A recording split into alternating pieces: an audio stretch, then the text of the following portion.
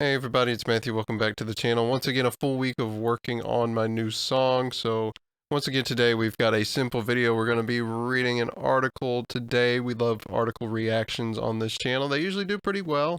So let's jump into one here. What have we got today? Always to Ultimate Guitar because they give us some of the best material for these videos. And we've got our independent artists killing record labels. Industry trends are making tectonic shifts. Just in the past year or so, we have seen many artists ditch record labels in favor of recording and releasing music independently. It is an interesting phenomenon that breaks from the traditional norms that have governed the music industry since the very beginning. Hopefully this stuff doesn't jump around too much because Ultimate Guitar is full of ads. Anyway, here's a bunch of record labels.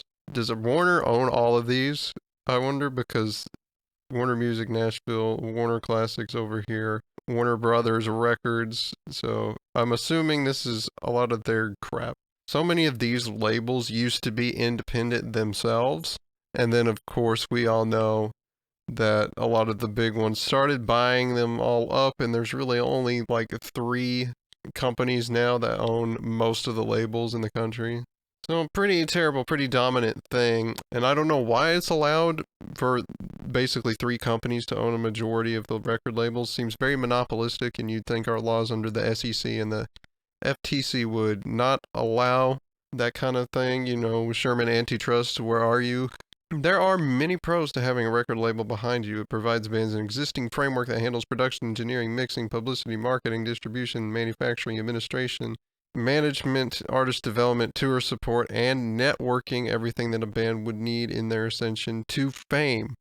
In the past, record labels were essential. They were the difference between a band like Nirvana's Bleach, which released on Sub Pop, and their major label debut Nevermind, which is definitely one of the biggest albums ever in the rock genre. A record label can be an extremely powerful partner to a band or an artist. Interestingly enough, that partnership also constitutes one of the main cons when it comes to having a record label. Per that partnership, the label will take a significant share of the revenue and oftentimes creative control over the music and how it's presented. So yeah, let's talk about what labels do, and we listed off here pretty much all the stuff that they do. You know, they help you with all aspects of making an album, they help you with marketing, they help with publicity and public appearances and all that stuff, setting up interviews, you know, distributing the music and getting records made to distribute, of course, the administration, getting artists paid, and tour support, which was actually a big one back in the day. So yeah, they can be really useful. It's just today the game has changed so much that their usefulness has started lacking just because the record itself is not as useful of a commodity anymore. And what do I mean by that? Well, you know, back in the day, before streaming was around, before downloading music was around, buying an album or buying a record was the only way to get the music. So people actually had to go out, buy a physical thing, usually be around, you know, 10 to 20 bucks or something like that, and listen to the record. That's the only way that the music could be heard. So a lot of records got sold. And keep in mind, when you're selling records that are worth that much money, you know, it's a pretty good chunk of money. You know, you sell 1 million albums, and of course, you've made 10 to 20 million dollars total on that album, which with typical record label cut would come back around to about $1 million back to the people in the band to, you know, split amongst them. And of course, you got a 4-person band and you make $1 million. Well, that's 250 grand for each one of you. So that's a big deal back then. So records could make a lot of money and could make the artist a lot of money. And then everything else with the marketing, distribution, and tour support, that was all behind the record, and it was all about getting the word out about the record, supporting the record, and making sure you sold as many as you possibly could. So everything was centered around that one commodity of the record or album. And then, of course, you look today, a lot of the music that is consumed is done through streaming. And I don't know if you guys have noticed, but you don't get paid a lot for those streams. You know, it takes a ridiculous number to earn the same amount of money. Like 10 million streams on Spotify at the high end payout, which is $0.005 right? So basically, you're making a 20th of a cent for each stream. If you have 10 million, that's only 50 grand total for all of the streaming. That's it. And on labels, you still have a similar cut set up for streaming now that you did back in the day for an actual record. So you're still making the same 10 to 20%, and now there's less money to go around because it takes such a mind-boggling high amount of streams to get the same amount of money. And while, labels still provide everything else that we listed here, there's less money to go around, and the actual consumption of the music is not your main revenue generator anymore. And so that creates a problem when record labels are still taking the same cut, and you're going to sell dramatically less physical copies of an album, and most of it's going to be streams. You need to pivot and maybe ditch the label just so you can maintain as much money as possible for yourself so that you can continue to have a sustainable career as a band or an artist. Which brings us to going independent section here. Check out Brent Hinds right here with his signature. I guess is that a signature guitar? I don't remember what it is, but it's like an RD style. A band's choice to go independent is generally one that hinges on taking control of their image and music, as well as retaining the all-important label cut into the profits, which we talked about. You will notice that for an unknown band, releasing albums independently is very difficult, which is why it helps so much for bands to be on a label at the beginning while gaining a following.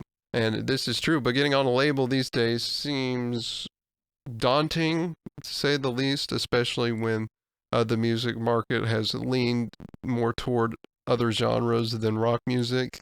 It's a lot harder to get noticed because you have to be a marketable commodity as an individual, which is look nice, sound nice, be a good little soldier on social media, all those things that the labels would prefer you to do in order to make you a marketable product. Rock bands don't get the label love as much these days as they used to, and you have to go find a small independent label that doesn't have all the connections and stuff to help you. But at least with that, you get a little bit more following and help, and you probably keep more of the money than you would on a major label. These days, there's a lot of people that independently create music entirely solo now, and it doesn't benefit them to get on a label, but they probably can't get on one anyway. So they're releasing their music independently themselves, which means you have a big group of songwriters that work a normal job usually to financially sustain themselves, and then they're making music on the side when they've got the time to do it. The environment has shifted a lot, and there's a lot more people today that are independent individuals releasing their music to very small niche followings rather than getting involved with a label or even releasing physical music at all. So again, if you somehow find yourself in the position to sign with a label, that might be a good move just for all the support you get, especially with touring. So, but if you're smart at marketing, you can do it on your own.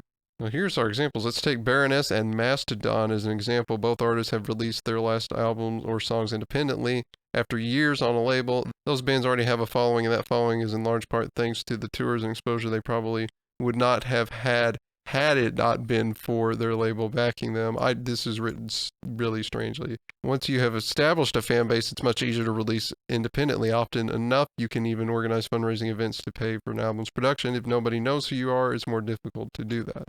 Which doesn't really change the dynamics a lot, because this is a situation that, really only benefits bands that have already been around a while and already have a following. So they can just go independent immediately, and they're not really going to lose anybody. In fact, they might make more money going independent than they would have with a label. Obviously, now you got to pay for your own tour, but hey, that might still work out better in your favor if you're getting all of the money made from the consumption of music. So if you're an entirely new independent artist, you're probably still in the same boat of no label is going to look at you at all, and you're stuck doing everything by yourself. So this doesn't really help, because you can't get away with releasing your music independently unless you just don't care if it makes money, in which case that's totally fine, and you can release all the music you want and you'll be totally cool with it. But this is, of course, a reason why being a musician these days is a lot less financially viable than it used to be. Unless, you're a genius marketer and you can somehow grow your social media and YouTube channel into something useful so that you're getting multiple streams of income not just from your music, but content made around it, and whatever else you might be doing online, then maybe you can pull it off. But for a lot of people, it's going to be pretty tough to do that. In most cases, distribution is the most difficult part of being an independent band. Major distributors have kind of a stranglehold on the store where your records might be sold. So in a lot of cases, like for a band like Crowbot, for example, they retain their label purely for distribution. But see, the thing about that, of course, is if you're selling physical music, this is true. If you're not, it's easier than ever to release your music now because you pay a subscription to one of those distributor sites that are out there, and they release your music to every place that you can possibly stream music, even ones you've never heard of before. So like you can get the music out there pretty easily these days as an independent artist. A physical release, you're maybe not going to be able to do that so well.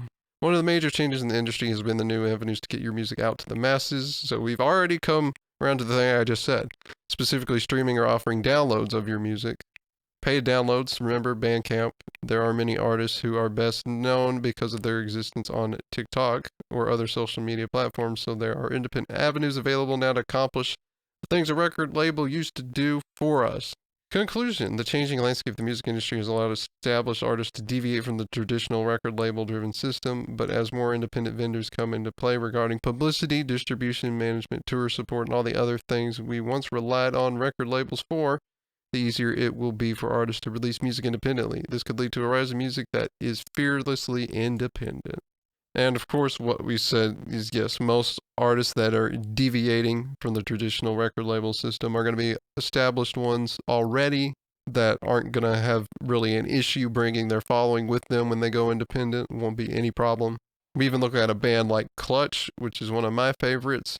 I think like their last 5 or so records have been on their own label that they made. So they've been doing an independent for a while, and they do independent better than a lot of artists that I've seen.